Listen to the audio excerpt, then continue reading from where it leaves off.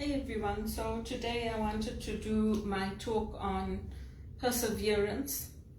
The movie, if you watch the movie Invictus, which is about Mandela and also about the rugby, how South Africa won the rugby, it opens with that line, "I am the captain of my fate." And that's got to do with how we think, right? About how we think about our lives, how we think about what's possible, what's not possible, and about the people that we have around us.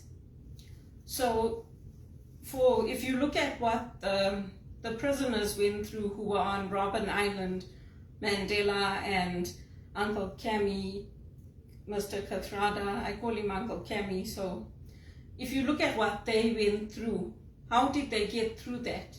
It was because of their mindset.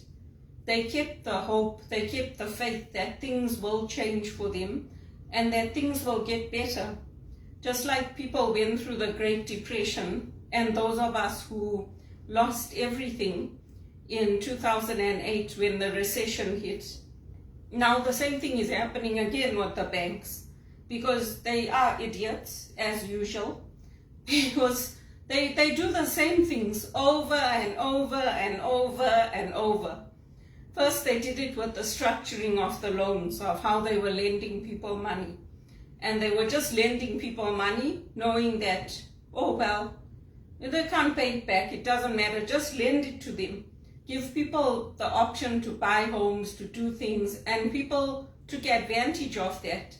Not the people getting the loans, but the people doing the trading. They set it up in a way that people would never be able to pay back. And the same thing is happening now. If you go on to Amazon, if you go on to places like that, the financial institutions are lending at 30% interest rates. I mean, how are you going to keep up those payments? You know, it's too much. So we have to live in a world where we make informed choices. But we live in a world that is an abundant world. Really and truly, there's more than enough to go around. And yet, some people have jobs that you can barely scrape by, and other people have jobs where they're earning millions, they're running the companies, like TD and Credit Suisse, but they're still earning those millions, and people are still congratulating them and saying, "Well done, good and faithful servant, you've served your public well." So, I mean, it's an interesting world, but they don't take everything away from them. No, they take everything away from us, from the people who are good and who are doing right and who are telling them, like, hello. And I mean, what happened in 2008 can easily happen again. Why can't it? I mean, with Credit Suisse, the rot was too deep. I was watching videos on YouTube about what was happening, and I was following the tweets that were going out. That's why I knew, because what happened with Lehman Brothers was happening again. And Credit Suisse was one of the best. It had one of the best reputations in the world. Like when I worked there, I was happy. Their discounts and the things that the employees get, you don't get that when you work in other companies. So when they let me go, I was very disappointed because I enjoyed my job. I like being an executive assistant. That's my forte. That's what I do. And then they are idiots, like I said, because when I gave them a box of chocolates, they were all happy. And then their lawyer comes and sends me a cease and desist. And then they go around telling everyone, oh, it was sweet of her, it was sweet of her. So, I mean, if there's other things happening in people's lives, don't take it out on me. And then because of that, I couldn't get work. Now I have problems with my ears. I went to work in a call center. But I learned new skills. So, I think it's sad what the financial institutions are doing. And I think it's even more sad that people are praising them and saying, well done, good and faithful servant. well done. You've done good. I don't get it. But for me, for my journey, my objective is not to give up. My objective is to keep my thinking right, to keep my principles right, to keep my values right, and to move forwards with my life, and to remember those lessons from there of what was happening and what was going on. And now UBS has absorbed a lot of that. The banks coordinate. Believe you me, the banks coordinate. They'll watch what I post, what I say to who. They'll coordinate a response. They always do. But I know which people I go to for what. They might not say anything to me, but I know how they work. Because I worked with them. I worked with the best of the best. I worked with the people that were the decision makers. And I think it's unfortunate that I can't get another executive assistant role, but I won't give up. I'm sure I'll get an opportunity somehow, somewhere. My parents are not professors. I came from a poor background. I came from families in Goa where we use cow dung on the floor, and we had to go outside to use the long drops, and there were snakes there in Goa by those palm trees or whatever it was. So I don't put on airs and graces. I came from a very poor family. I was fortunate that in Zimbabwe, my dad and my grandfather, they were retailers. But we were not rich by any means, and I am still not rich. I'm rich compared to maybe somebody that's living in Goa in a hut, yes. But we were not rich. And so everything that I decided to do, I put my mind to it, and I did it. When people told me you won't get into Rotman, I got into Rotman.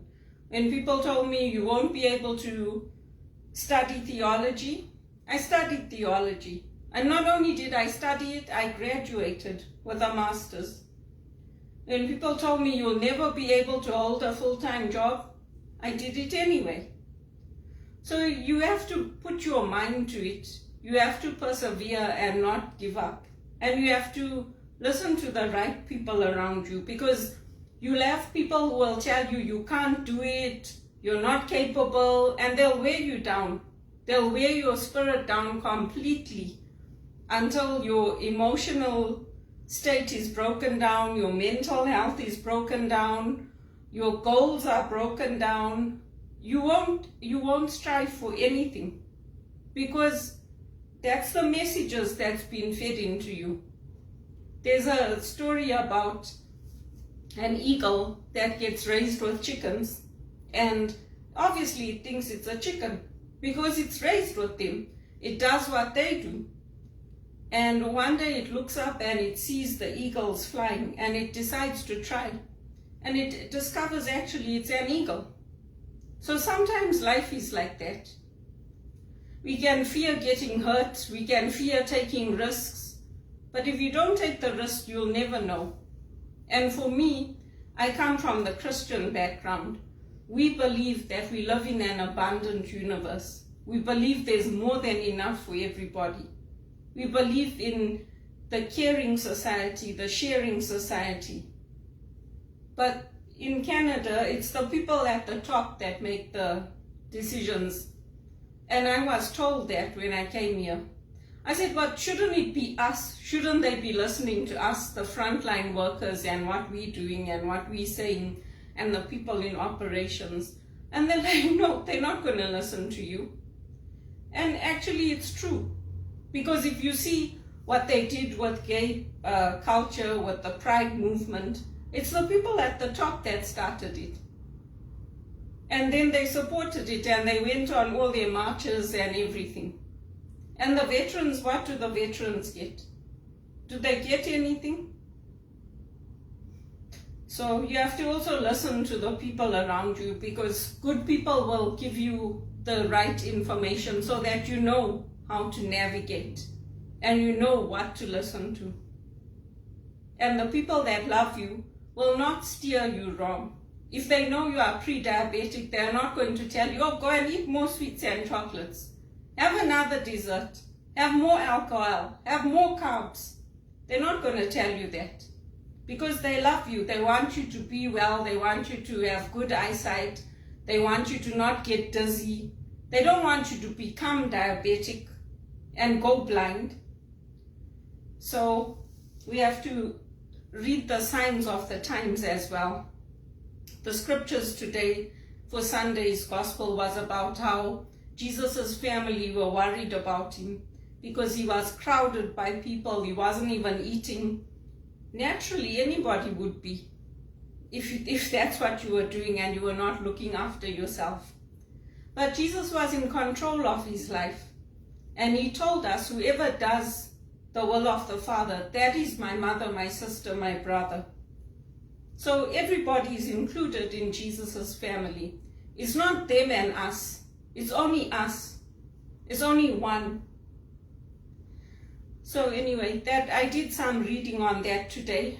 And I did some reading on the power of thinking and how we think. And I thought I would share that because it reminded me of that movie, Invictus. And who is the terrorist and who is the political leader? It's very interesting to see how things are unfolding. I watched that speech that Mnangagwa gave at the Russian conference. And he's saying, oh, the sanctions are not justified, they should lift them, they should take them away.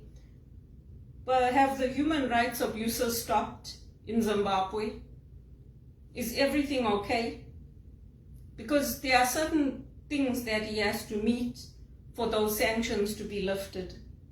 And if he thinks that what Russia did to Ukraine can't happen in Zimbabwe, he should think nicely. He should think about what China does to people, how they make it like a slave culture.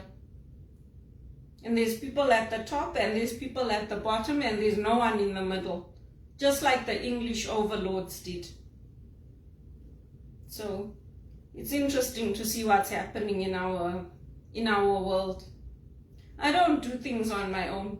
I join forces with others, millions of others, like Global Citizen, the One Campaign, the church. I don't do things just by myself.